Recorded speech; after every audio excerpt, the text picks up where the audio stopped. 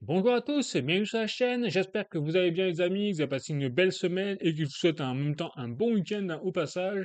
Bon écoutez, aujourd'hui on va faire le point hebdomadaire, hein. Vous connaissez comme d'habitude sur la crypto-monnaie. Donc j'ai parlé du Bitcoin bien évidemment, VeChain, Ondo, Chainlink, le RWA dans son ensemble et également avec l'actualité crypto. Ripple, l'XRP et bien sûr l'or et l'argent comme d'habitude, hein. Voilà, c'est assez édifiant ce qui se passe quand même sur l'or et l'argent, c'est un truc de fou. Ils sont en train de nous faire un bull run à la crypto là. C'est-à-dire que la crypto, ça reste stagne, même ça baisse au niveau des prix.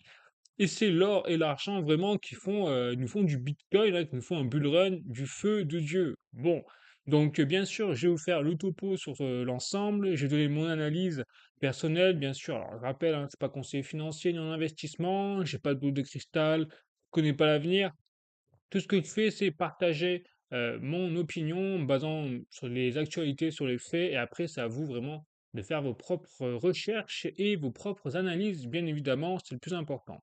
Et donc là, ce qui est très intéressant aussi, c'est qu'en ce moment, on a le forum de Davos, vous savez, le WEF, hein, comme le disent, qui se déroule donc à Davos, forcément la ville en Suisse, et donc c'est très intéressant parce que ça y est, on a un des enjeux majeurs qui est discuté en tout cas par les élites, hein, au forum de Davos, c'est la tokenisation des actifs. Donc en gros, c'est comment ils vont nous manger. Bon, parce que dans la tokenisation des actifs, il y a des bonnes choses et bien sûr, il y a des mauvaises choses, hein. Voilà, ça dépend de comment vous utilisez les outils. Donc on voit bien que les outils de contrôle et que la tokenisation des actifs, c'est tellement puissant que, bon, voilà, ça va rentrer même dans les sujets pourquoi pas de contrôle économique, puisque là, on entre dans quelque chose de parfait au niveau de la traçabilité économique. Bon, donc bien sûr, je vous en parlais de tout ça rapidement sur le forum de Davos. Après, peut-être que la semaine prochaine, quand on aura plus de recul sur ça, je vous ferai des points plus précis sur le forum de Davos, qui s'est en fait décidé à la fin. Bon, donc sur ce, bah écoutez, c'est parti. Je vous invite à mettre un like pour soutenir la vidéo, à vous abonner à la chaîne. N'hésitez pas, plus on est de fous, plus on rigole. Et puis écoutez, c'est parti.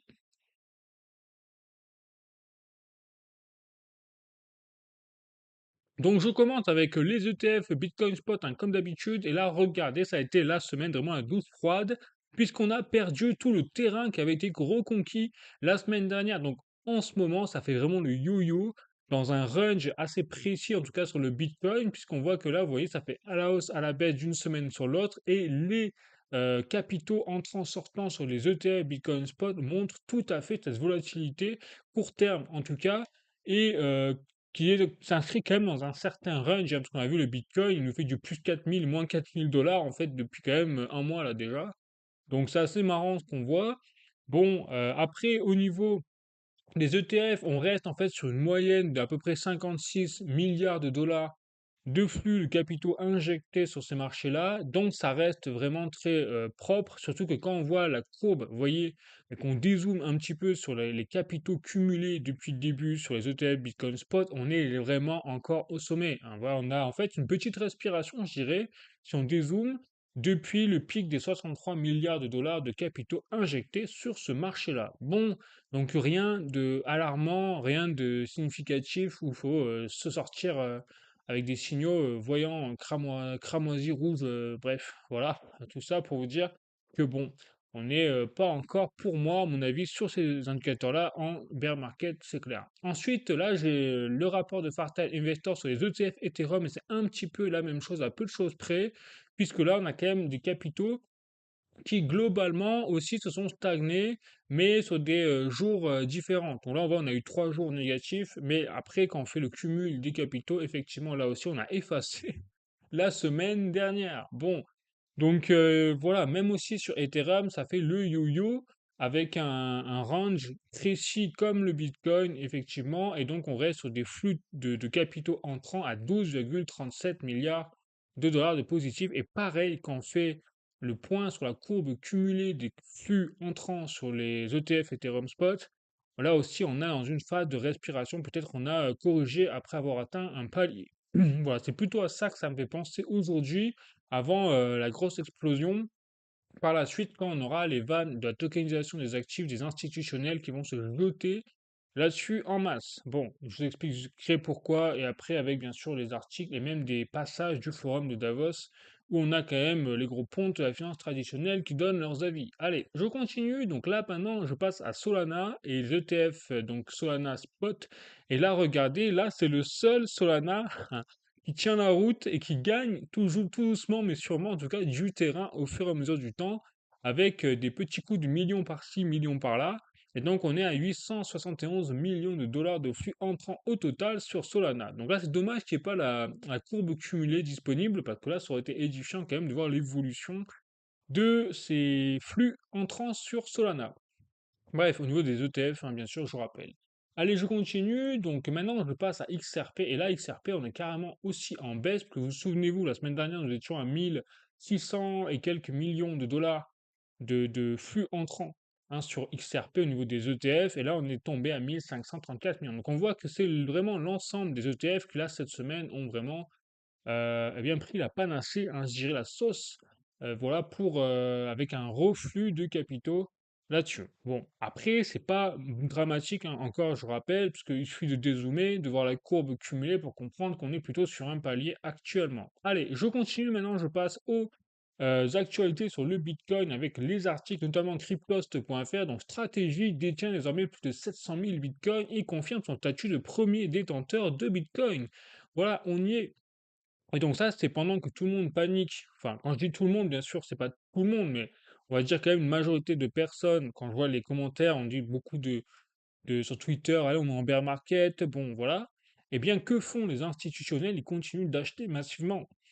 Bon, donc ça, c'est intéressant de voir vraiment de plus en plus cette dissonance. On a perdu totalement, je dirais, eh ben, des convictions sur le marché particulier des personnes qui ne sont pas, on va dire, initiées au Bitcoin, hein. Il suffit de voir, vous demandez autour de vous aux personnes qui ne connaissent pas trop le Bitcoin ce que c'est, vous leur demandez leurs avis actuellement, ils disent bah, soit il est trop haut, soit ah, il a baissé, donc vraiment c'est de la daube. Actuellement, il est passé de 120 000 dollars à 90 000 dollars. J'entends très régulièrement là en ce moment sur le Bitcoin. Donc, c'est pour ça que je pense que là, je ne serais pas étonné qu'on ait encore un circuit de manipulation massive de la part des institutionnels qui vont faire chuter le prix du Bitcoin sur le court terme. Je vous dis mon avis, je ne dis pas que ce qui va arriver, mais je dis que c'est une possibilité à prendre en compte parce que justement, on est vraiment sur une corde raide, en fait, psychologique, je pense, sur la part des personnes qui ne connaissent pas le Bitcoin.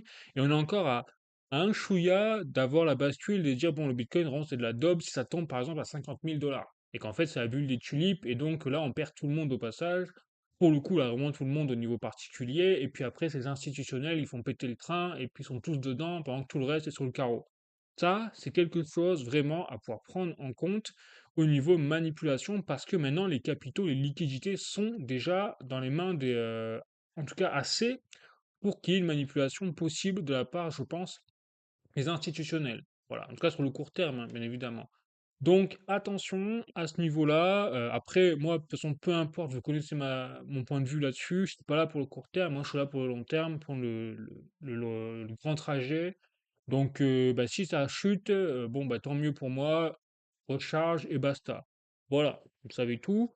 Donc c'est pas très inquiétant parce que derrière, moi, quand on voit les fondamentaux, et je vais en parler, vous allez voir, ça va s'enchaîner après les articles, les événements, bref, les institutionnels, qu'est-ce qu'ils font, etc. C'est assez incroyable de voir quand même la dissonance massive entre l'émotion sur le marché crypto, les événements d'un côté, et l'avis au final des gens qui sont non initiés, et même de ceux qui sont initiés. Certains ont capitulé, hein. Moi je le vois sur les avis, les machins, Twitter. Bah, c'est dommage. À un moment, on n'a jamais eu autant de bonnes nouvelles au niveau des fondamentaux. C'est ça qui est quand même étonnant. Bon, après, comme je vous dis une fois, peut-être que c'est moi qui me trompe, hein, et que finalement c'est le bear market et c'est fini. Et on rentre tous chez nous pour l'hiver sous la couette. Allez, je continue. Donc cryptost.fr toujours, vous voyez. Donc là, le staking Bitcoin débarque sur Ledger Wallet grâce à cette intégration. Donc là, on a un partenariat en fait entre Ledger et Lombard, tout simplement pour des rendements Bitcoin. Donc là, ça rappelle vraiment quelque chose qui ressemble à une banque au final, sauf que c'est plus la banque avec votre 0,5%, là, même pas, je dis 0,5, c'est gentil, voilà, de rendement annuel. Donc, et encore avec tous les flux, les machins, on sait très bien que ça bouge sur des livrets, donc c'est jamais 0,5%, en fait, c'est toujours un peu moins. Bon, et bien avec le staking de Bitcoin, maintenant même sur Ledger, on associe sécurité, staking, et rendement passif au final sur un produit qui est déjà très intéressant pour lutter contre l'inflation. Et donc ça qui est, voilà, vous voyez que la technologie, la légitimisation, la légitimité plutôt du Bitcoin devient de plus en plus évidente au point que les entreprises et les institutionnels mettent en place ce genre de technologie pour leurs clients. Bon, ça c'est assez quand même intéressant.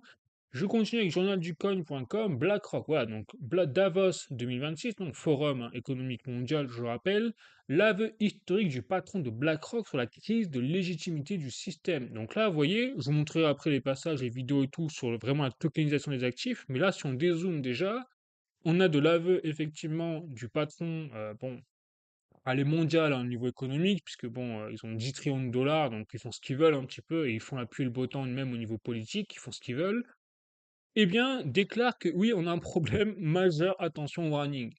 Bon, donc ça quand même, c'est quelque chose qui est très, très important à noter, ça a l'air de rien comme ça, mais ça veut dire que ça rejoint un petit peu ma théorie que j'avais sur, quand même depuis quelques mois, en disant, quand on voit l'engouement des institutionnels et surtout des plus gros institutionnels mondiaux qui dirigent en fait la finance mondiale, quand on voit autant d'engouement sur le Bitcoin, c'est pas un hasard, c'est pas uniquement pour gagner de l'argent.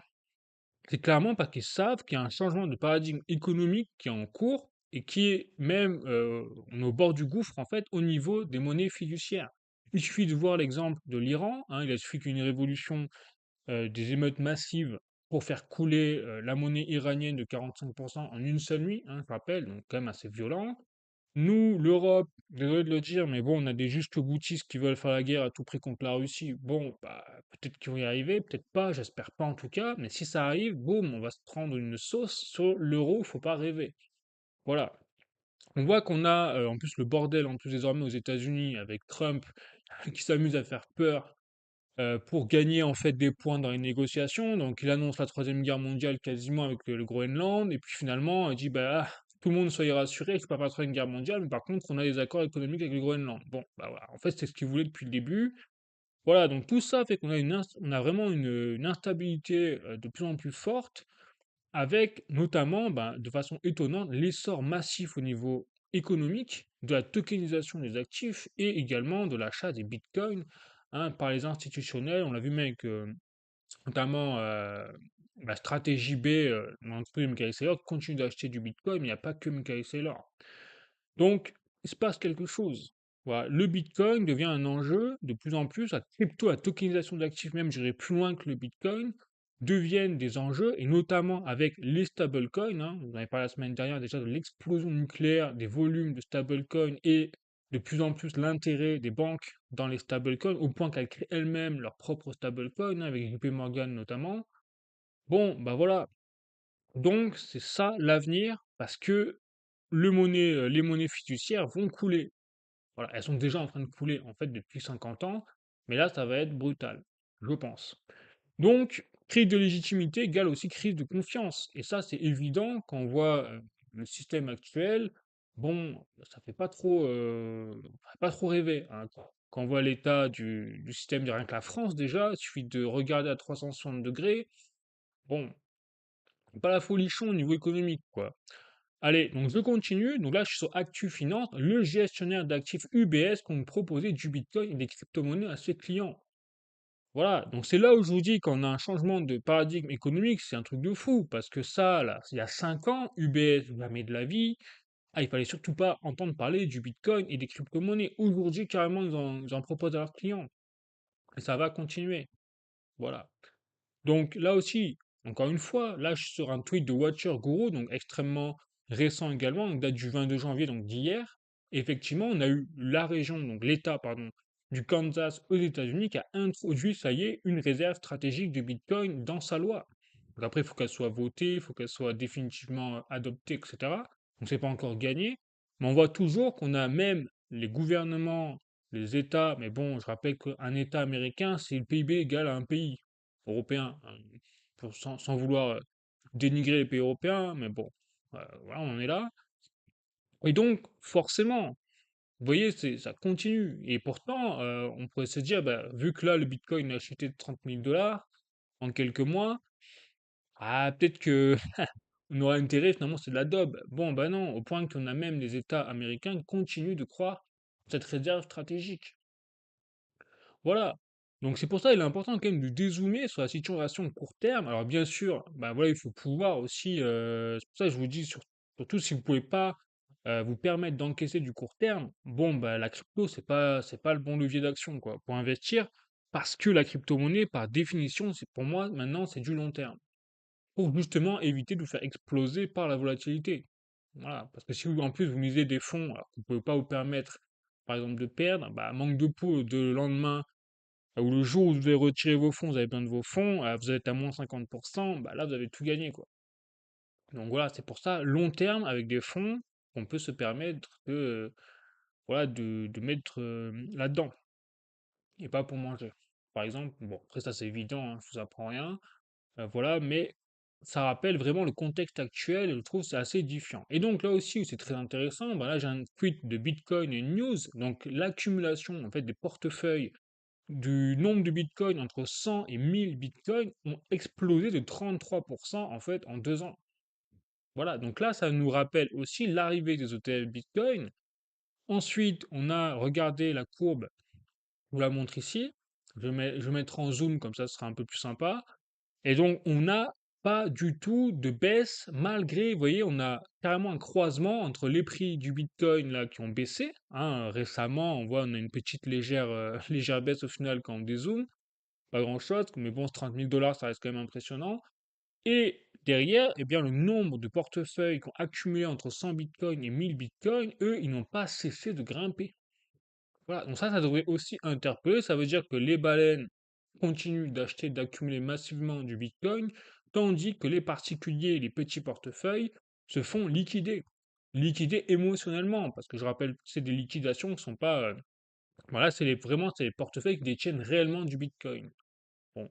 Donc il y a une capitulation, c'est pour ça que je vous dis, il y a une capitulation massive des petits portefeuilles, autrement dit des particuliers, qui sont peut-être bah, dégoûtés du marché crypto et qui, on peut comprendre, hein, moi je peux tout à fait comprendre, vu les yo-yo que ça a fait là ces derniers temps, et puis en plus on s'attendait, en tout cas moi je m'attendais à un bull run en 2025, bon bah tiens, on peut se carotter et puis retourner chez soi quoi. Voilà. Mais encore une fois, je continue à croire, là, en 2026, avec tous les éléments qui apparaissent. C'est pour ça que je trouve que c'est très important aujourd'hui de dézoomer sur la situation et de se baser vraiment sur les fondamentaux et non plus sur les prix. Parce que là, il y a trop d'éléments pour indiquer comme quoi il y a quand même une dissonance énorme entre les élites, les banques, les institutions qui achètent massivement du Bitcoin et qui mettent en place des services à tout tir larigot, on n'a jamais vu ça. Et de l'autre côté, une capitulation, une émotion extrêmement forte sur le marché crypto, avec en plus une géopolitique mondiale qui n'est plus monétaire, politique, géopolitique à totale, qui n'est plus du tout stable comme avant lors des précédents cycles. Et ça, c'est, je pense, primordial à prendre en compte, surtout quand on voit bah, l'exemple typique du cours de l'or et de l'argent. Quand on voit l'explosion de l'or comme ça, à des niveaux jamais vus, aussi rapidement et aussi avec un continuum aussi fort sur le long terme, parce que là, ça fait quand même des mois que l'or, s'il nous imprime des bougies vertes, jamais vu ça. Ouais, et dans l'histoire de l'or, on n'a jamais vu ça. Même durant la crise des subprimes de 2008, l'or ne s'est jamais comporté comme ça. Aussi longtemps, je veux dire, dans la continuité de la montée spectaculaire des prix de l'or. Donc on voit bien que on n'est pas dans une situation classique au niveau monétaire, mondial, géopolitique. C'est le bordel. C'est le bordel. Donc, en situation de bordel, il ne faut pas s'attendre à ce qu'on ait des comportements identiques par le passé où la situation était correcte, au final. C'est ça que je veux dire. Voilà. Donc, vraiment, ces choses qui se passent en ce moment, c'est vraiment, on vit une époque minimum intéressante, hein, voilà, bon, inquiétante aussi, c'est clair, faut pas se leurrer, mais intéressante, on s'ennuie pas, voilà, bon, moi on s'ennuie pas, ça c'est clair. Et donc là, voilà, je passe maintenant à TVL de Bitcoin, et là on voit que la TVL, eh bien effectivement, il fait un peu du haut, du bas là en ce moment, mais rien d'alarmant sur la suite, et elle ne nous dit pas une direction à prendre précisément. Bon, donc après la TVL reste l'indicateur, moi je trouve très sympa, donc j'invite à surveiller cette TVL du Bitcoin parce que il y a une corrélation de plus en plus évidente entre le Bitcoin, enfin les crypto-monnaies et la TVL. Mais par contre là on est en dollars. Donc, ce qui est très intéressant, maintenant, je vais passer la TVL du Bitcoin en nombre de Bitcoins bloqués sur la blockchain et regardez ça. Voilà. C'est là qui me fait dire, vous voyez, qu'on a, au fur et à mesure du temps, des capitaux de plus en plus massifs dans le Bitcoin. Et bien la TVL l'exprime très clairement. C'est-à-dire qu'en nombre de Bitcoin, vous avez de plus en plus de Bitcoin, en fait, qui sont captés et donc bloqués sur la blockchain, justement par les investisseurs, les entreprises, les institutionnels. Donc on voit bien qu'il y a eu un massacre là à tronçonneuse à partir de août 2024. Donc là, c'est l'arrivée des ETF, hein, je rappelle, explosion nucléaire. Et là, vous voyez, on a atteint un record là, au niveau de la TVL en nombre de Bitcoin sur la blockchain du Bitcoin ces derniers temps.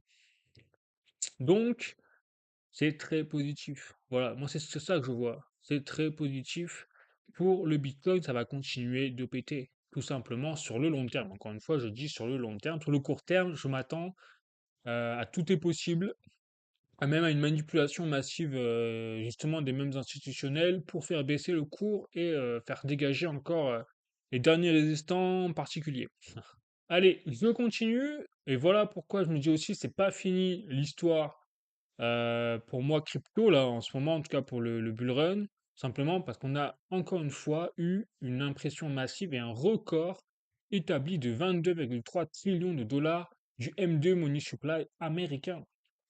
Donc, la planche à billets, là, on voit que la Réserve fédérale américaine est passée en QE depuis un petit moment, depuis 1 ou 2 mois. Bon, eh ben, ça se retranscrit tout simplement sur l'impression d'argent à l'échelle américaine et au niveau du dollar. Donc forcément, déjà, c'est pas bon pour l'inflation, on le sait très bien. Donc pour l'économie mondiale, on voit qu'il y a un vrai problème. Déjà au niveau de l'inflation américaine qui va repartir peut-être à la hausse à cause de ça. Mais surtout, vous voyez, on a vraiment une machine à cash, il n'y a plus de limite pour imprimer de l'argent. Donc forcément, cet argent va se déverser quelque part. Et là, eh ben, voilà, moi ce que je vois là en ce moment, c'est qu'il se déverse dans l'or. Donc c'est là où je vous dis, l'or, en fait, c'est le nouveau Bitcoin en ce moment. Incroyable, mais ça ne durera peut-être pas. Voilà. Donc je pense que là, on est vraiment en train d'assister à un effondrement de confiance dans les monnaies fiduciaires, que de plus en plus de personnes, d'institutionnels prennent conscience que le mur est proche de l'effondrement un peu à la mode iranienne, on voit avec la monnaie de l'Iran qui s'est effondrée, mais c'est possible désormais avec le dollar, l'euro, le yen. Bon, on n'est pas à l'abri, quoi. Il y a 5, 10 ans, on aurait parlé de complotisme. En fait, aujourd'hui, c'est quelque chose qui est de l'ordre du possible. C'est ça, et là, ça change tout. Et c'est pour ça qu'on a une perte de légitimité, comme le dit le PDG de BlackRock, dans les banques et dans le reste. Voilà. Donc, donc c'est une mauvaise nouvelle pour l'économie mondiale, on est d'accord, mais par contre, c'est une bonne nouvelle pour le Bitcoin, puisque cette liquidité va forcément se déverser quelque part. Donc l'or, l'argent, mais également, je dirais, le Bitcoin. Voilà. Et donc, on le sait, quand il dit liquidité, il dit explosion des prix derrière. Bon, je continue. Allez, cette fois, je passe à VeChain. Donc, VeChain, nouveau partenariat entre VeChain et Smartcard. Alors là, c'est intéressant, parce que Smartcard, je rappelle, c'est un API directement un logiciel qui permet de transmettre les datas, les données entre notamment l'application EV Earn qui permet, vous savez, de recharger, de gagner de la crypto-monnaie en échange d'une recharge de sa Tesla ou d'un véhicule hybride ou électrique. Et donc là, Smart Car permet de renforcer justement l'utilité, les données l'utilisation en fait des conducteurs de voitures électriques et hybrides pour gagner plus de crypto-monnaies encore avec l'application EVEarn. Voilà, donc on voit que c'est là où c'est très intéressant avec la plateforme VBetterDAO, c'est qu'on voit que VeChain s'inscrit de plus en plus dans, et de plus en plus connu, dans le RWA, mais de niche très spécifique, c'est-à-dire sur les actions tokenisées. Parce que là, vous voyez, vous avez fait votre train-train de la vie tous les jours. Si vous avez une Tesla, par exemple, vous rechargez votre Tesla, chose que vous devez faire quand même régulièrement, obligatoirement, et en échange, vous êtes récompensé en crypto-monnaie. Voilà, sans peut-être même vous en rendre compte. Il y a juste à scanner un code barre, avec l'application EVEarn, etc. Donc on est vraiment VeChain, je pense, dans un truc très très très early, à mon sens, sur ce point de vue-là, parce qu'on n'est pas du tout en démocratisation même de la crypto-monnaie. Donc forcément. compliqué de faire adopter quelque chose déjà, ou même l'essence même de ce qui est concerné par le projet dans les actions tokenisées n'est pas à la portée du public, en fait. Donc, mais de plus en plus, on va avoir peut-être une communauté au sein des véhicules électriques qui vont s'intéresser à cette application-là, parce que c'est toujours intéressant de gagner de l'argent juste en rechargeant son véhicule, au final. Voilà. Donc très intéressant. Donc voilà le fondamental de VeChain, on nous le rappelle à ce moment-là. Le projet Stargate, je le rappelle, donc là on a une refonte très intéressante de tout ce qui est les métriques du projet, donc avec le Hayabusa, vous savez, avec Stargate notamment. Et donc on a désormais 9,9 milliards en fait de VeChain qui ont été voilà, en TVL quelque part ont débloqué. On a 99 validateurs, notamment avec le premier validateur, c'est BetterSwap, c'est la plateforme exchange au sein de la plateforme VBetterDAO. Donc voilà, là aussi on voit que c'est intéressant dans ce sens-là. Et au niveau du projet Stargate, où on en est, eh bien on est à 8,0 à 8 milliards de VChain stakés au niveau actif directement, ce qui engendre une émission de 6,9 milliards de VTHO et donc, on était à 13,7 milliards de VTHO émis avant justement l'arrivée de la mise à jour Hayabusa. Donc, on voit bien qu'on a eu une réduction drastique de l'émission de VTHO grâce justement à ce projet-là. Donc, on est sur les bons rails. On est sur les bons rails. Maintenant, c'est le temps qui va bah, faire son œuvre, la démocratisation de la crypto et de la tokenisation du RWA pour qu'ensuite on ait la tokenisation des actions tokenisées. Parce que la VeChain, c'est le seul à faire ça. Donc, je pense que ça peut être très intéressant de voir ce que ça va donner. Mais surtout, l'intérêt de VeChain, c'est bien sûr, on nous dit déjà, c'est les partenariats industriels. Donc, je pense qu'on va avoir des belles nouvelles là, en 2026, du moins, je l'espère à ce niveau-là, et au niveau de la supply chain également. Qu'on a vu que déjà, ils étaient dans les passeports là, numériques, alors ça vraiment, je trouve ça c'est dommage, soit vraiment le partenariat qu'ils aient fait de la bonne année 2026, là, avec Keyword notamment, je crois, sur, euh, sur justement la production de passeports numériques européens, donc pour pouvoir mieux nous contrôler, nous citoyens. Bon, bah ça, franchement, on aurait pu s'en passer, clairement. Allez, je continue. Donc là, le VChain, donc là, j'ai les statistiques au niveau des nombres de nouvelles adresses. Donc là, on a 5893 nouvelles adresses sur 24 heures. On est un total de 14 545 000 nouvelles adresses. Mais on voit quand même qu'il y a une perte de momentum là sur les derniers mois. Et donc, ça se retranscrit avec cette courbe-là, vous voyez, qui commence un petit peu à faiblir en termes de puissance, mais malgré tout, on reste quand même extrêmement positif sur VeChain, parce que c'est quand même incroyable qu'ils nous ont pondu en seulement quelques années. Alors, seulement 2 ans en fait, hein. Je rappelle, en mars 2025, enfin il y a un an, pile poil un an, nous étions encore à 4 602 000 nouvelles adresses. On a fait fumer les 10 millions de nouvelles adresses en plus quand même, je rappelle, c'est assez incroyable pour un projet d'avoir ce momentum. Ensuite, je continue au niveau maintenant du nombre de holders de VeChain. Là, on est à 1 619 000 holders. Donc, on voit que ça stagne hein, vers ces eaux-là et que la majorité des nouveaux portefeuilles se dirigent en fait toujours vers le VTHO et bien sûr le B3TR. Donc, on voit que c'est vraiment la plateforme VBTRDAO qui capte l'ensemble des portefeuilles directement sur l'application WebBuilder.do, sur l'écosystème de VeChain. Voilà. Allez, je continue. Cette fois, je passe à la TVL de VeChain. Bon, là aussi, c'est pas terrible, hein. En nombre, par exemple, en dollars, on voit que vous voyez la TVL, bah là, elle a une perte forte de momentum. Et en nombre de VeChain, là, ça stagne. Donc là, c'est plutôt positif dans ce sens-là. Donc c'est surtout, en fait, les prix du dollar en termes de VeChain qui ont flingué la TVL, puisque quand on voit bah, forcément la TVL par rapport au nombre de dollars avec le token VeChain qui a pris du plomb dans l'aile, forcément, ça ne peut que impacter la TVL par rapport au dollar. C'est normal.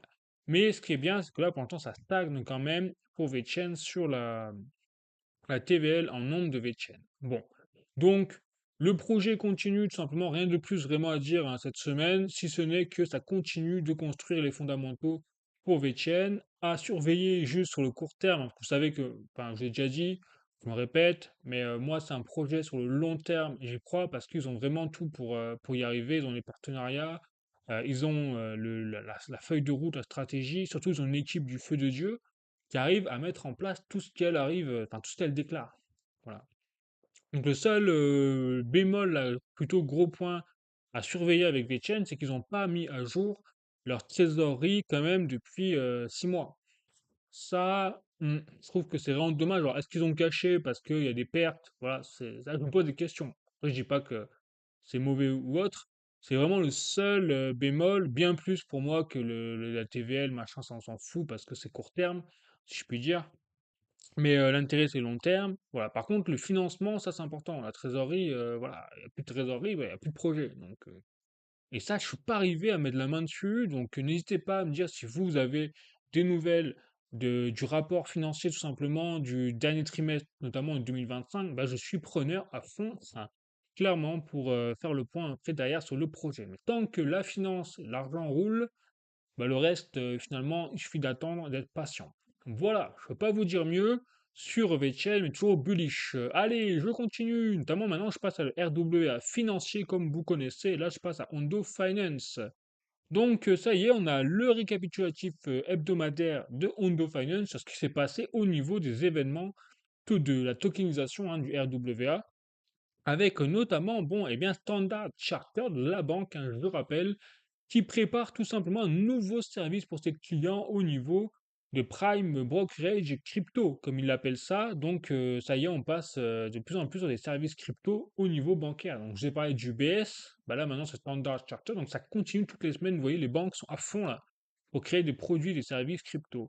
Ensuite, on a Interactive Broker, par exemple là pour le trading, qui autorise désormais en fait, en ressources les stablecoins pour acheter en échange des actions bancaires. Donc vous voyez l'intérêt et la place des stablecoins eh bien, qui devient de plus en plus monumentale, c'est-à-dire qu'on n'a plus besoin sur Interactive Broker, demain vous voulez acheter une action boursière, vous n'avez plus besoin de passer par les monnaies fiduciaires. Est-ce que vous vous rendez compte quand même de la psychologie dans laquelle on s'inscrit sur la longue durée là? Donc ça veut dire que peut-être que dans 10 ans, on n'aura plus besoin d'avoir des monnaies fiduciaires. Autrement dit, l'euro, le dollar, le yen, tout ça, ça va disparaître.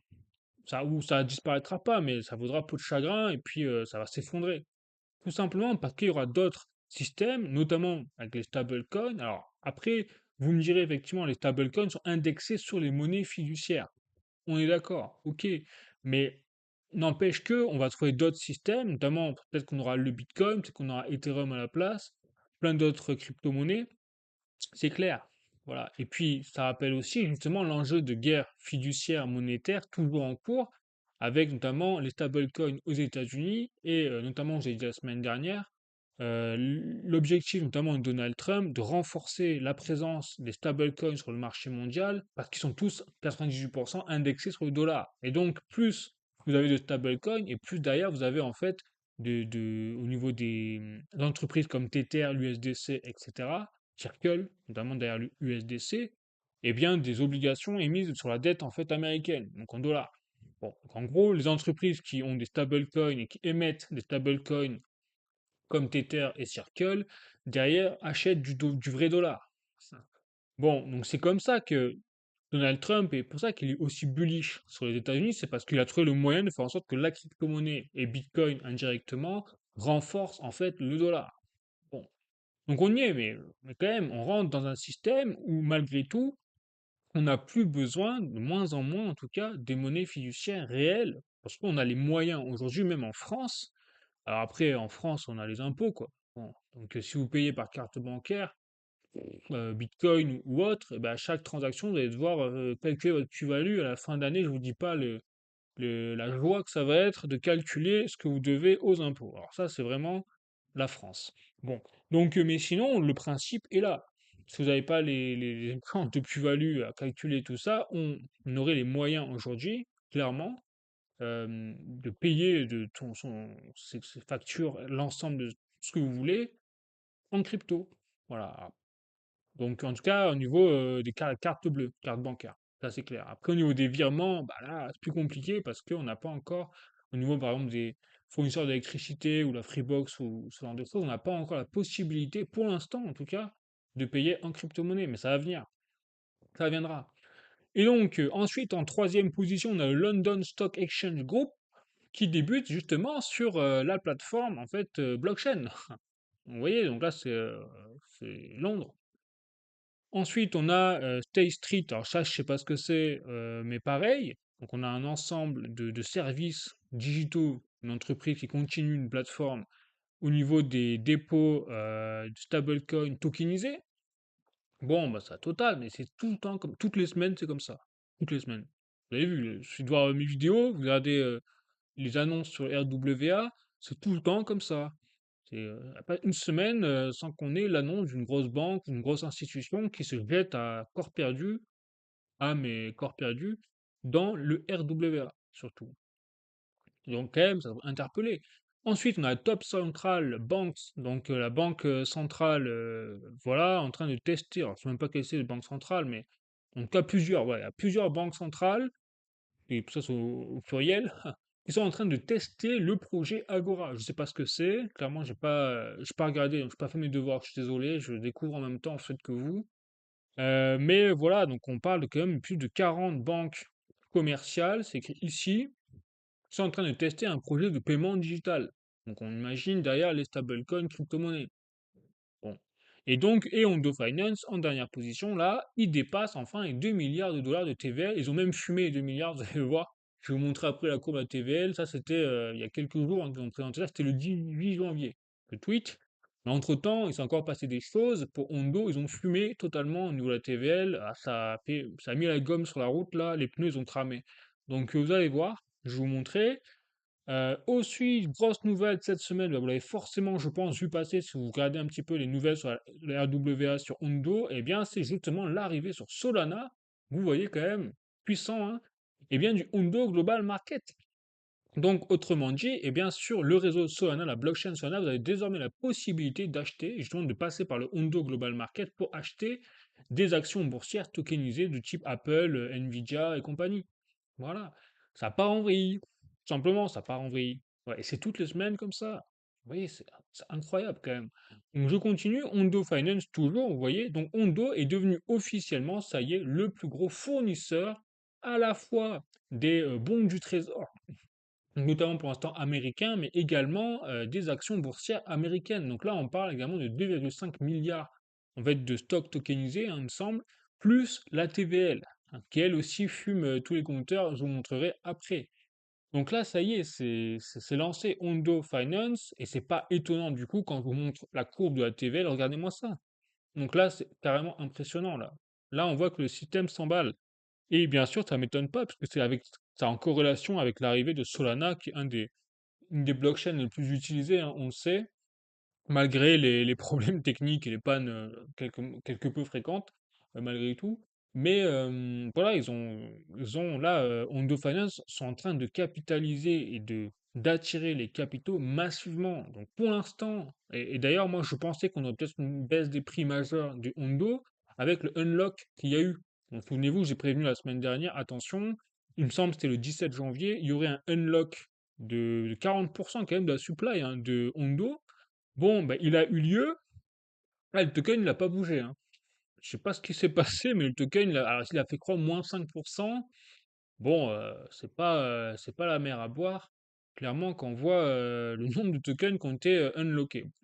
Donc, vraiment, il se passe quelque chose hein, sur ce projet. Je pense que c'est quelque chose, les amis, que vous devez surveiller. Je vous engage à surveiller de très près parce que le jour où le token Hondo, encore une fois, hein, ce ne sera plus uniquement un token de gouvernance, mais un token avec des revenus derrière qui permet vraiment un enjeu majeur sur la blockchain de Hondo, ça va péter. Alors là, je vous dis pas, quand ils vont faire le pont entre la TVL réelle, qu'on voit ici le 2,5 milliards ici, et le token Hondo directement, mais ça va péter quoi. C'est évident, hein, quand vous voyez une TVL comme ça, c'est du pain béni quoi. Bon, donc je continue, même Bitcoin, il n'a pas une TVL hein, comme ça, hein, vous avez noté, et pourtant, c'est Bitcoin. Allez, je continue. Donc là, les amis, je passe à Chainlink. Donc vous avez compris que Hondo Finance, plus bullish, vous ne pouvez pas.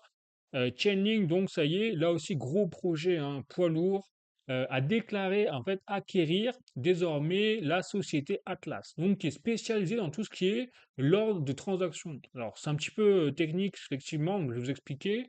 Donc Atlas, c'est une société qui est spécialisée, vous savez, dans tout ce qui est les non-toxiques MEV, donc c'est les MEV non toxiques, pour les outils à travers tout ce qui est les plateformes DeFi.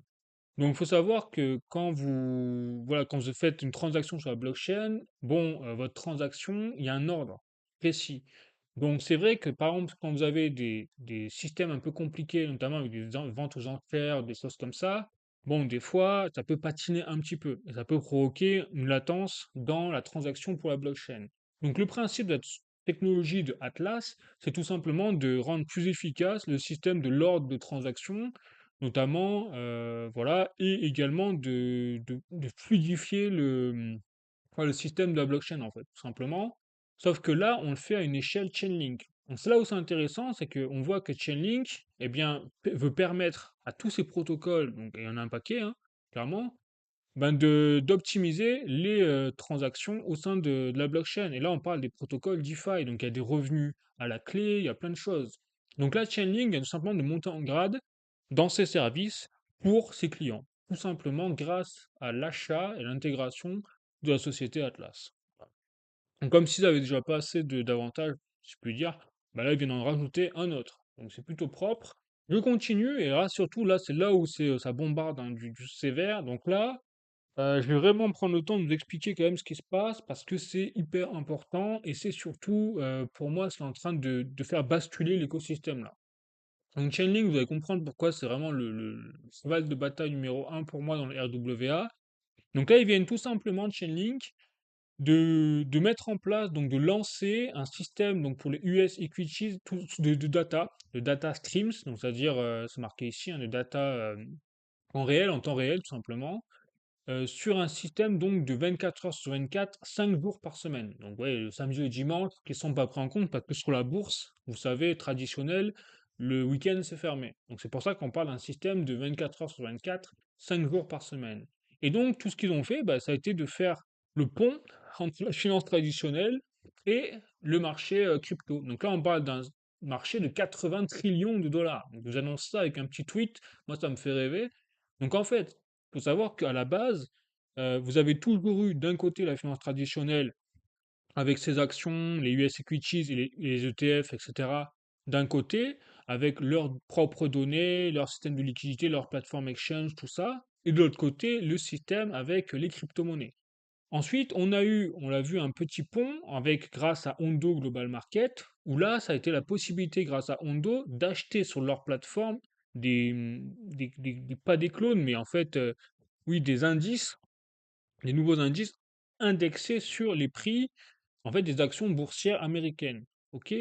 Donc là, Chainlink, ce qu'ils ont fait, ça va beaucoup plus loin que ça, que Ondo, c'est qu'ils ont tout simplement tokenisé les data streams de l'ensemble du marché de la finance traditionnelle américaine.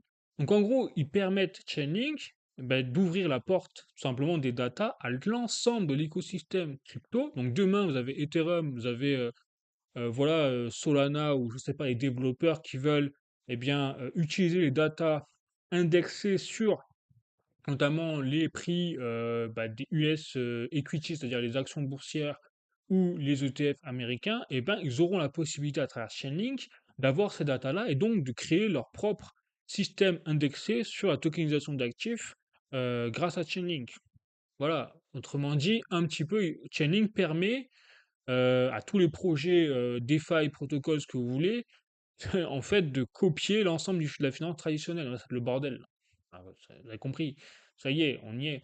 On y est. Donc là, Chainlink, ils ont unlock tout simplement l'ensemble de la finance traditionnelle à être copié sous n'importe quelle forme, hein, mais tokenisé du coup, sur la finance crypto décentralisée. Truc de fou, quoi. Bon.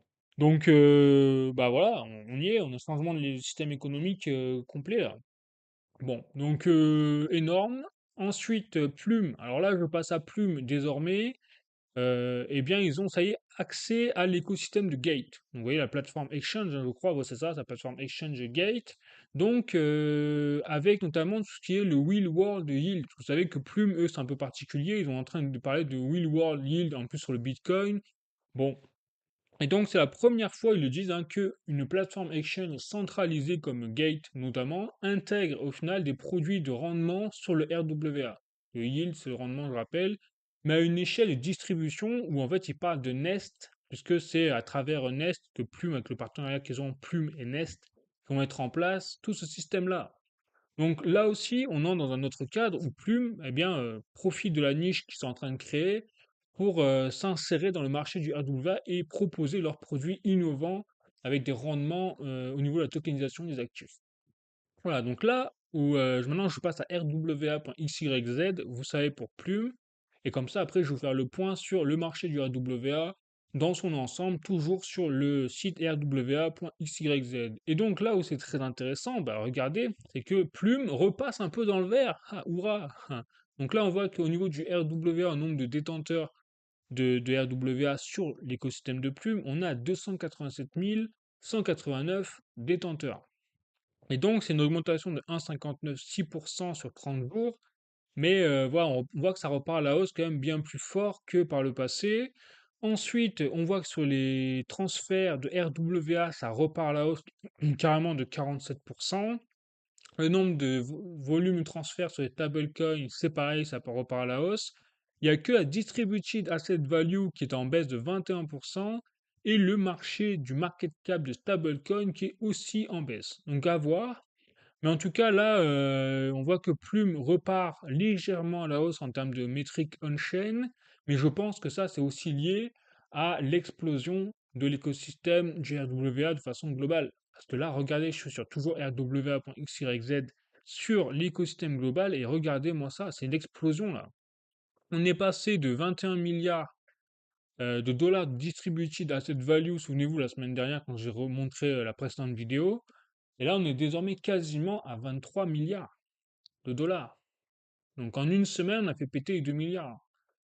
Et on voit très bien l'évolution là sur la courbe, on repart nettement à la hausse là. Donc là, là ça s'emballe là. Donc là, je sais pas ce qui se passe sur les marchés, mais ça pète le feu là. En termes de nombre de holders, on voit que ça continue de partir vers la hausse avec plus 10% quasiment sur 30 jours. Et le nombre de stablecoins, de détenteurs en stablecoin également. Il y a juste la représentative d'asset value qui est en baisse de 14%. Donc ça reste voilà, très correct dans l'ensemble. Et on voit que c'est Ethereum hein, qui continue vraiment de tirer son épingle du jeu. Voilà, donc Ethereum est vraiment en train de capter de plus en plus les parts de marché. C'est pas étonnant parce que c'est quand même le plus gros réseau blockchain hein, au niveau mondial et qui est propice notamment et reconnu par les institutionnels pour le RWA. Bon, donc je pense que l'année 2026, là, on est chaud patate en tout cas pour le début de l'année 2026 et ça va péter le feu toute l'année parce que voilà, on arrive avec les institutionnels et les capitaux là qui vont déverser dans le marché de la tokenisation d'actifs en masse. Allez, je continue. Bon, vous avez compris, il y a un bullish sur l'ensemble des projets. Il y a juste Plume. Bon, voilà, bah, même Plume repart un petit peu à la hausse, donc c'est sympa. La TVL de Plume, c'est vrai que je ne l'ai pas montré là, mais la TVL de Plume, elle est toujours éclatée au sol, hein, cherche pas. Donc, bon, on va voir. Après, les prix n'ont pas trop douillé pour l'instant, mais à voir ce qui va se passer par la suite. Bon, en tout cas, à surveiller. Ensuite, Ripple, donc notamment Ripple, là, ils sont chauds également, puisqu'ils ont fait un partenariat notamment avec Binance, hein, clairement, sur le RLUSD. Donc, souvenez-vous, le stablecoin de Ripple, qui est en train vraiment de prendre de plus en plus d'ampleur, et qui est notamment donc, listé sur Binance et supporté sur Ethereum. Voilà. Et donc, bientôt, ça va venir sur le XRPL dans pas longtemps. Allez, je continue, toujours avec Ripple, qui a annoncé un partenariat avec la plateforme exchange, donc LMAX, pour accélérer justement l'adoption institutionnelle de leur stablecoin RLUSD. Donc on voit que là, la stratégie de Ripple, c'est vraiment de mettre le paquet sur le stablecoin RLUSD. Donc ça, c'est intéressant. Ensuite, je continue toujours avec notamment, eh bien ça y est, les premiers passages, je vous avais dit, des interventions des acteurs sur le forum de Davos, notamment les acteurs économiques. Et donc là, donc au forum de Davos, vous voyez, on a un tweet de Coin Bureau, on a le PDG de Ripple, donc Brad Garlinghouse, qui était effectivement présent au forum de Davos, et bien qui a parlé justement du travail de Ripple pour justement tout ce qui est de faire le pont sur la tokenisation et les DeFi au niveau bancaire.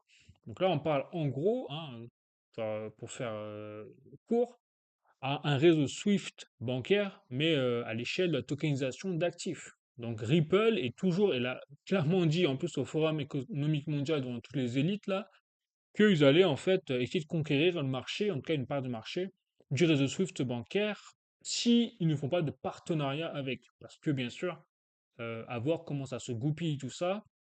Mais pour que Brad Garlinghouse soit invité au forum de Davos, vous avez compris quand même que c'est pas rien.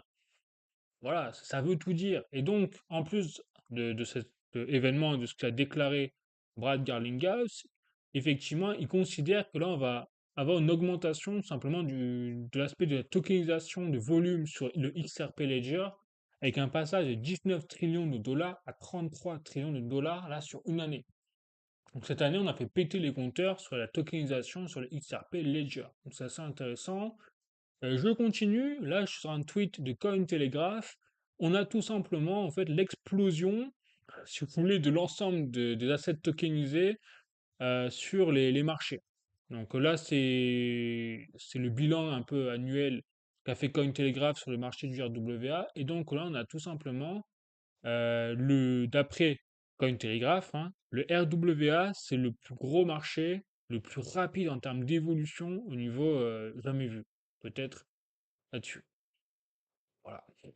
Donc, je peux pas vous dire mieux. Quand je vous dis que le narratif pour moi, là, en ce moment, c'est pas compliqué, il y en a deux. C'est un, la tokenisation des actifs, devant l'IA même. Je dis bien pour le moment, hein. En tout cas, quand on voit ce qui se passe, et l'engouement des acteurs économiques, etc. Et en deuxième, il y a l'IA. Voilà. Donc ça, c'est deux, c'est pas compliqué, il y a deux narratifs à surveiller en tant qu'investisseur. Bon, bah c'est ça, c'est l'IA et tokenisation des actifs. Et je pense que vous n'avez pas trop raté votre coach là, clairement en termes de d'innovation technologique. Bon. Donc ensuite, je continue. Et là, maintenant, je vous montre carrément le passage du forum économique, hein. Vous voyez qu'on est ici. Bon, j'ai pas mis le son parce que comme ça je peux parler, hein, c'est mieux. Mais voilà, je vais vous passer des petits passages. On voit les acteurs qui parlent directement. Et donc, ce qui est intéressant, c'est que là, dans ce forum économique, vous avez directement donc la CNBC quand même. Bon, voilà, on a compris. Brian Armstrong, donc ça, je rappelle, c'est le PDG de Coinbase, voilà, une des plus grosses plateformes exchange mondiales, un peu le concurrent principal de Binance. Brad Garlinghouse, je vous disais donc le PDG de Ripple. Valérie Urbain, donc de Euroclear Group. Donc, je crois que c'est dans tout ce qui est le trading, une plateforme de trading ou de market financier, le marché financier. Vous avez également François Villeroy de Gallo, le gouverneur de la Banque de France, quand même. Bill Winter de Standard Chartered, donc une des plus grosses banques américaines, hein, il me semble, ou anglaise, je sais plus. Voilà. Et donc tout ce petit monde a débattu quand même pendant presque une heure sur la tokenisation des actifs. Parce que le thème du débat, c'était est-ce que la tokenisation, c'est le futur? Voilà, donc là, on croit rêver quand même. C'est-à-dire, bon, et là, on n'a que des ponts. On a même le gouverneur de la Banque de France qui a fait ses déclarations. Mais après, on va rigoler parce que nous, on voit qu'il nous a pas fait honneur, là, François Villeroy de Gallo, parce qu'il a dit des bêtises, hein. Clairement, on va voir après. C'est assez marrant, vaut mieux en rigoler qu'en pleurer, puisqu'il a déclaré, voilà, j'ai cryptost.fr, hein, comme ça je vous montre directement l'article, j'ai plus confiance dans les banques centrales que dans le Bitcoin. Donc, l'euro est-il en danger face à la perspective d'un étalon Bitcoin? Point d'interrogation, une question visiblement glissante posée au gouverneur de la Banque de France, François Villeroy de Gallo, dans le cadre d'un débat avec le fondateur de la plateforme Coinbase, Brian Armstrong, au Forum économique mondial. Donc j'ai passé le passage entier juste derrière. À la limite, je crois que je vous mettrai le lien vers la vidéo.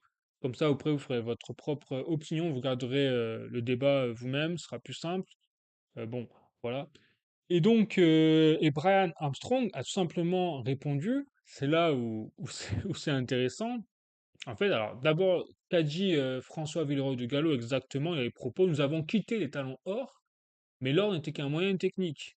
La politique monétaire et la monnaie font partie de la souveraineté et nous vivons dans des démocraties. Je pense que les règles publiques sont fondamentales. Cela dit, la monnaie a toujours impliqué un partenariat public-privé. Alors déjà, qu'il néglige autant le fait qu'on ait quitté les talons or, ça me titille un peu quand même, parce que c'est ce qui nous a mis dans la merde. Excusez-moi l'expression, mais les talons or, c'était un moyen technique, d'accord, mais c'est ce qui préservait justement bah, le pouvoir d'achat en fait des gens, puisqu'on avait des talons or. Donc c'est ce qui permettait de sécuriser et de faire un pare-feu justement sur la valeur des monnaies.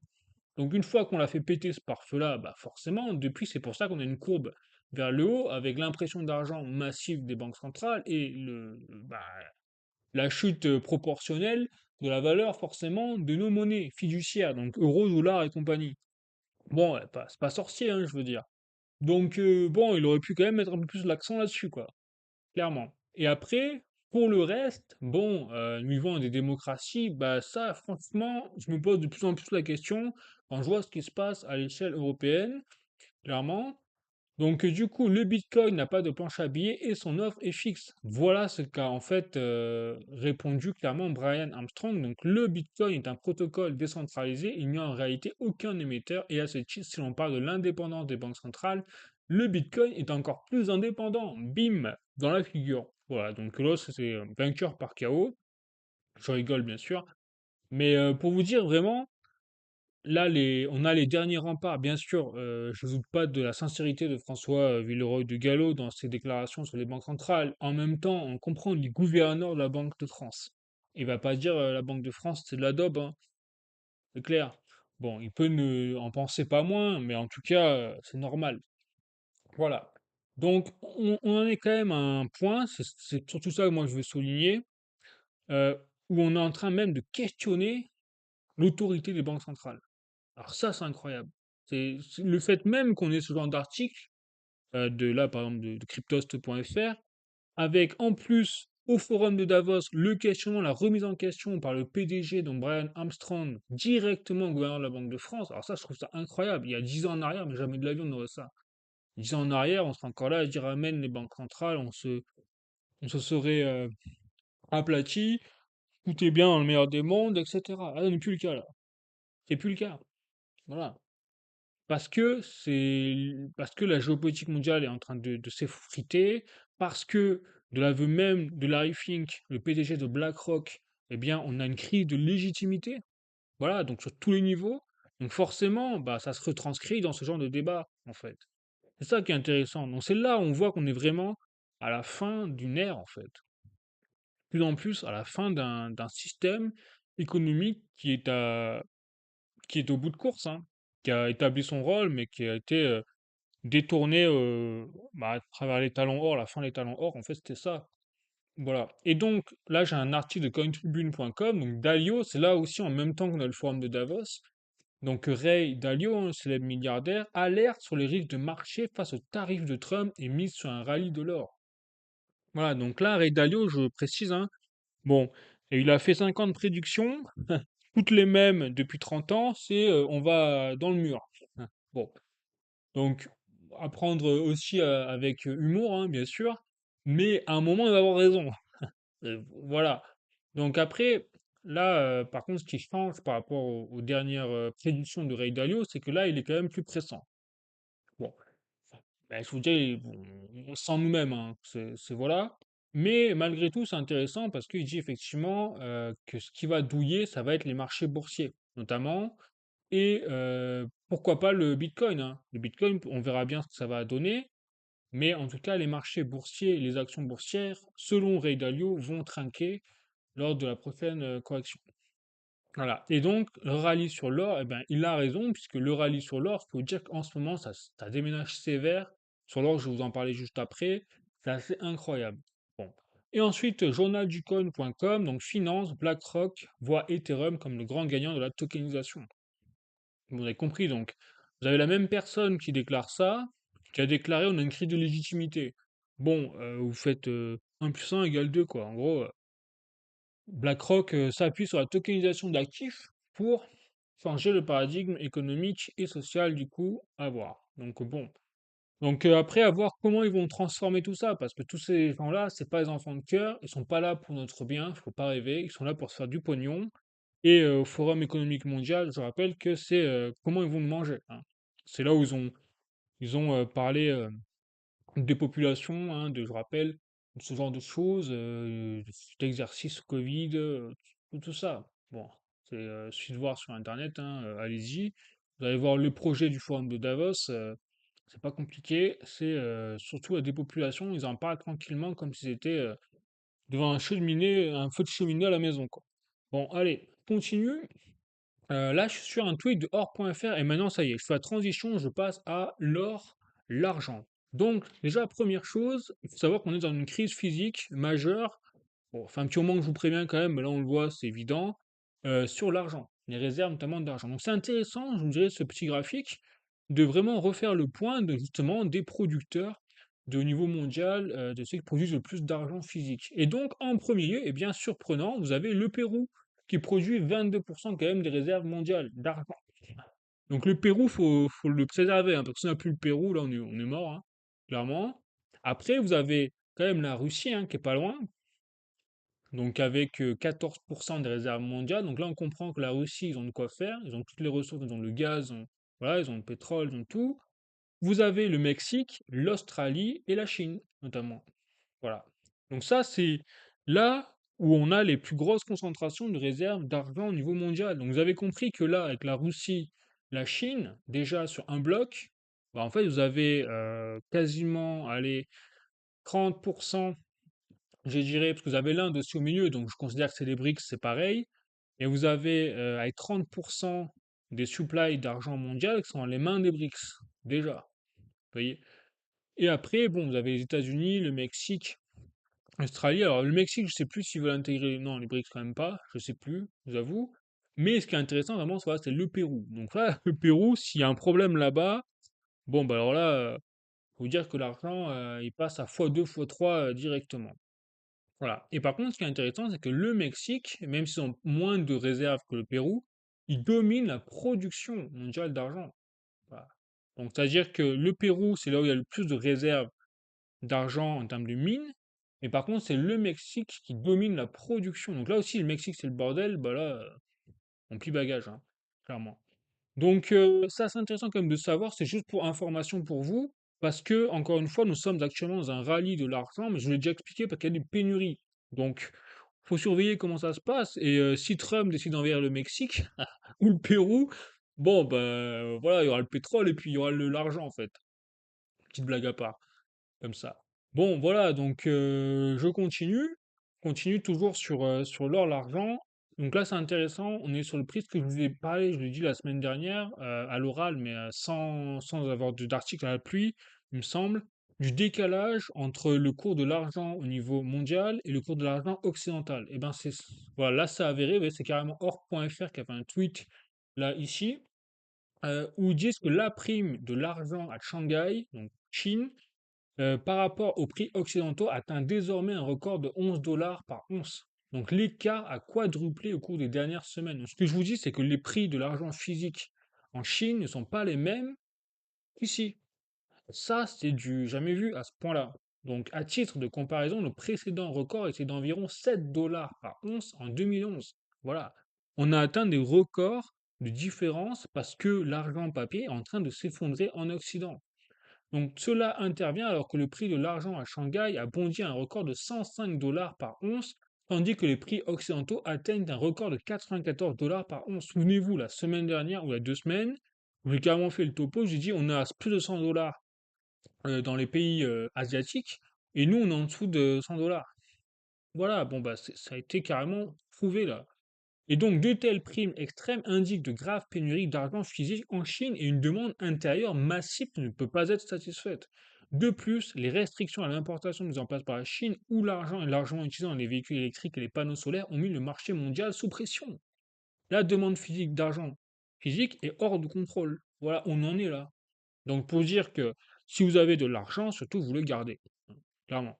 Parce qu'il y a une pénurie massive et ça va continuer. Ça va continuer parce que la demande bah, ne fait que croître. C'est le bordel, en plus au niveau géopolitique. Bon, vous avez compris qu'en plus, si on attaque le Pérou, alors là, je me fais un film, je suis désolé, mais... ou le Mexique, et ben alors là, vous allez voir que c'est foutu pour l'argent. Mais tout ça pour vous dire que au niveau, voilà, il se passe des choses et que ça va continuer comme ça, tout simplement. Donc l'argent vraiment devient un métal d'enjeu majeur au niveau mondial, surtout que l'argent, je rappelle, c'est à la fois une valeur refuge, hein, au même titre un peu que l'or, mais en plus de l'or, il y a aussi justement cet intérêt industriel pour l'argent. Bon, Et donc, là aussi très intéressant, ça y est que l'or, hein, toujours dans l'or, eh bien l'or a détrôné le dollar américain comme principal actif de réserve mondiale. Et ça, c'est une première depuis 30 ans. Et oui, c'est-à-dire que, il y a 30 ans, les banques centrales vendaient simplement de l'or pour acheter du dollar dans leurs réserves. Maintenant, aujourd'hui, depuis 2022, c'est l'inverse qui est en train de se produire. Et désormais, eh ben, on a, ça y est, atteint, bah, l'or, voilà, a détrôné le dollar américain. Donc, bon, on y est. Donc, c'est pour ça qu'on a un tel bull run de l'or également. Et on est même en train d'avoir une telle demande que nous, sur nos fournisseurs, donc perso, hein, fournisseurs en professionnels, je veux dire, eh bien, on a, ça y est, des messages commencent à arriver sur bah, les délais vont être plus longs au niveau des livraisons d'or. Donc, si par exemple vous voulez acheter de l'or, de l'argent, je vous dis bon courage. Alors, l'argent, vous avez encore des pièces taxables, notamment les françaises, mais les modernes et même les lingots sont de plus en plus difficiles à trouver, même chez les professionnels, hein, je dis bien. Et sur l'or, eh bien, on commence à avoir des délais de livraison qui sont rallongés tellement la demande en or est exceptionnelle en ce moment. Voilà, je me permets hein, de vous passer les informations carrément. C'est dedans, hein, donc voilà. Après, je continue. Tac, voilà, pour vous montrer effectivement pourquoi c'est le bordel. Bah, voilà, vous avez compris. On est sur un rallye massif. Donc là, rien que sur la semaine, je vous rappelle, la semaine dernière, nous sommes partis de 127 000 euros le kilo. Nous sommes aujourd'hui à 136 000, une semaine après, nous sommes à 136 000 euros le kilo 24 carats. Donc on a quasiment fait du 10 000 euros là, en une semaine de performance sur le kilo d'or. Donc là, je vous rappelle que ce genre de performance, c'est le Bitcoin normalement qui nous le fait, sur une semaine. Oh. Donc autant vous dire que c'est pas normal ce qui se passe sur l'or. C'est pas normal du tout, même. Et donc sur l'argent, bah, c'est le même délire. Sur l'argent, c'est pareil. Donc là, vous voyez, je vais mettre à jour. Nous sommes à 2810. Oh la vache. Bah, vous voyez, j'ai mis à jour, je m'attendais pas à ça. Voilà, ça a pris 100 euros en une heure. C'est-à-dire que moi, après, quand j'ai. Bref, n'importe quoi. N'importe quoi. Donc là, on a 2819,14. On est au record absolu. Vous voyez, semaine haute 2114. Et bien sûr, on est au record absolu là.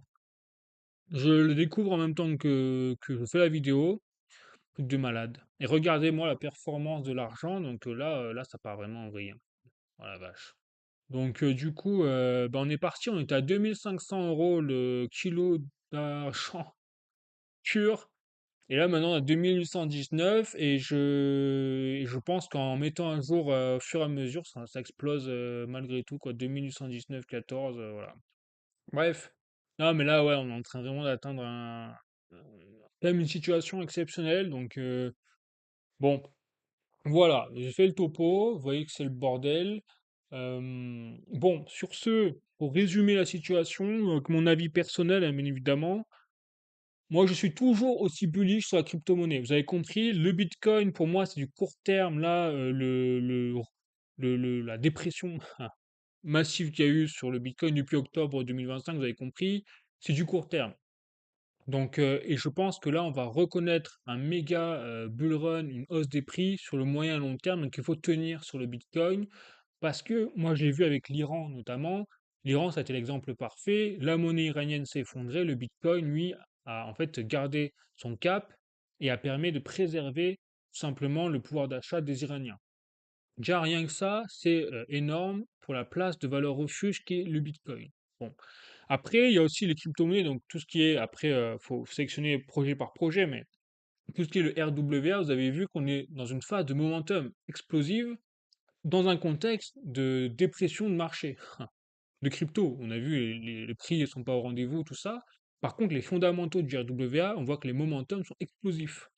Donc on voit bien qu'on est sur une lancée là. Ça y est, on est en train de repartir début 2026 sur une grosse montée des capitaux entrants sur les RWA de façon globale. Donc, si vous avez un projet, notamment Chainlink, Ondo, tout ça, ça va être des leaders hein, dans leur catégorie, c'est évident. Puis après, vous avez pari plus intéressant peut-être à voir ou pas du tout, parce que ça peut s'effondrer, avec Plume notamment, mais qui est plutôt bien parti quand même pour profiter du momentum RWA malgré les défauts du projet, et la jeunesse surtout, je pense, et Vichen également, qui va bénéficier indirectement là aussi, mais plus sur une niche spécifique, vous avez compris, voilà, sur du RWA. Et après, vous avez également XRP Ripple, mais là aussi, bon, c'est, je pense, un cheval de bataille, on peut y aller tranquille, quand on voit la force du projet. Derrière, les paiements transfrontaliers, le RWA, les stablecoins, le RLUSD, tout ça. Ripple, je dirais que c'est les plus polyvalents dans le secteur du RWA, parce qu'ils sont tous en paiement transfrontalier, stablecoin et tout. Voilà. Et après, bon, bah, pour l'or et l'argent, vous avez vu que là, c'est quand même incroyable hein, ce qui est en train de se passer.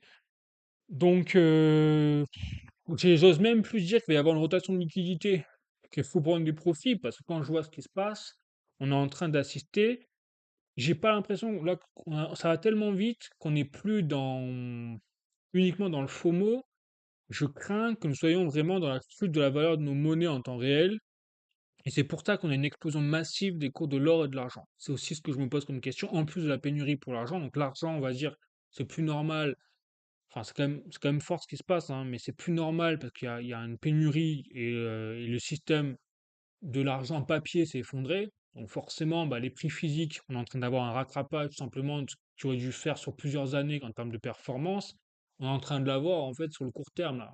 Voilà, plus normal. Par contre, l'or, c'est révélateur surtout des problèmes géopolitiques, économiques et de l'incertitude. Donc plus ça monte aussi vite comme ça, c'est que vraiment il y a des problèmes majeurs qui se profilent à l'horizon, au niveau géopolitique en fait, économique surtout. Voilà. Donc bah, l'or et l'argent, vu comme c'est parti, je pense que ça va continuer de monter, hein, parce que je suis qu'en plus on a une petite annonce de Trump là sur un autre pays qui vise. Ouais, bah alors là, et puis voilà, on n'est pas à l'abri. Et puis surtout, même la situation par exemple de l'Union européenne, c'est pas folichon quoi. Au niveau économique, tout, bon. Voilà. Donc, on voit que moi je reste très bullish, très confiant sur l'ensemble de ces actifs, clairement. Et de toute façon, bah, l'or, l'argent, c'est numéro un mondiaux hein, depuis 5000 ans, pas compliqué. Et le Bitcoin et les crypto-monnaies, RWA, je pense qu'avec la technologie qui est en train de sortir et le changement de paradigme économique, ça va tout péter également. Voilà, ben, vous voyez, en fait, je viens de noter ici demande exceptionnellement élevée. Je suis en train de vous le montrer là. Voilà, ben, je viens de noter en fait le message qui n'était pas là. Si vous voyez mes précédentes vidéos, ce n'était pas là il y a une semaine. Voilà. Ah bon, ça veut tout dire. Donc, vous voyez, je vous invente rien, hein, clairement. C'est aussi les échos que j'ai eus en interne. Bon, bah voilà, on y est. Donc, du coup, sur ce, moi, les amis, je vous laisse. N'hésitez pas à mettre un like, hein, vous abonner, vous avez appris des choses, aimé la vidéo. Avec des commentaires également, n'hésitez pas pour me dire vos avis, ce que vous en pensez de tout ça. On peut avoir des avis divergents, il n'y a aucun problème, hein, il suffit juste d'en débattre. Sur ce, bah écoutez, je vous souhaite une très belle soirée, un bon week-end, la bise, ciao.